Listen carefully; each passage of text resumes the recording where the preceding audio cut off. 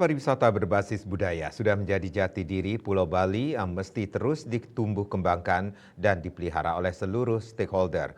Oleh karena itu, dengan adanya Perda Nomor 5 Tahun 2020 tentang standarisasi kepariwisataan budaya Bali, pemerintah bersama stakeholder pariwisata harus melakukan komunikasi yang lebih intens untuk mengimplementasikan perda tersebut dengan sebaik-baiknya. Beberapa waktu lalu, sejumlah asosiasi pariwisata menyampaikan keluhannya terkait tata kelola pariwisata di Bali. Adanya Perda Nomor 5 Tahun 2020 tentang standarisasi kepariwisataan budaya Bali dinilai belum mampu menata kelola pariwisata Bali dengan baik.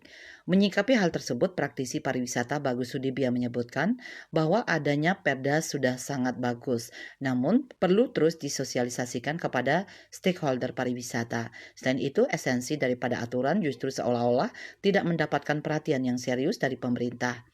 Disinilah perlu adanya suatu komunikasi yang lebih intens antara stakeholder pariwisata dan pemerintah, sehingga akan semakin memahami arti dan manfaat daripada perda tersebut.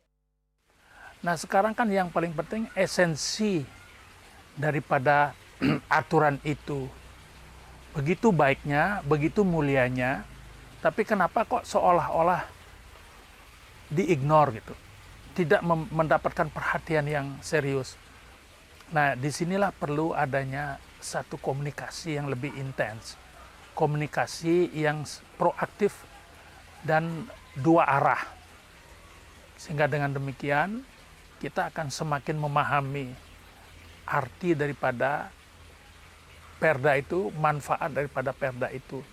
Sebenarnya itu kan sudah memberikan ruang, batasan untuk benar-benar dilakukan pemurnian bahwasanya itulah pilihan Bali untuk pariwisata budaya. Budaya yang bernafaskan Hindu sebagai agama mayoritas penduduk Bali. Yang itu yang diakui, diterima, yang bersifat eksepsional atau ain malih. Sebab sesuatu yang bersifat eksepsional tentu menarik perhatian orang lain untuk melihat, untuk menemukan, untuk mendalami, bahkan kadang-kadang terinspirasi.